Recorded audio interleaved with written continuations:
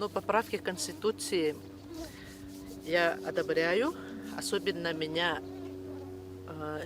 импонирует статья 72, где говорится об особой поддержке семей с детьми, пожилых. И мне кажется, что вот я именно как социальный работник, особенно в эти дни, мы почувствовали, что государство уделяет особое внимание вот многодетным семьям.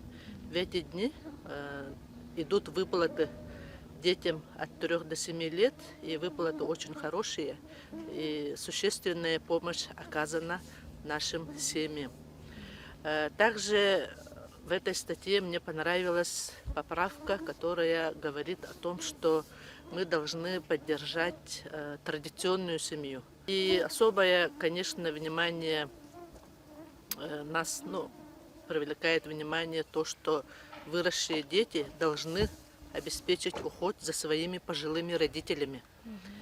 Потому что не секрет, что в домах-интернатах находятся пожилые люди, достойно прожившие свою жизнь, растившие уже детей, но, к сожалению, они остались в домах-интернатах, в казенных домах, и это обязанность детей обеспечивать уход за своими родителями. Поэтому 1 июля я обязательно приду и проголосую за новые поправки.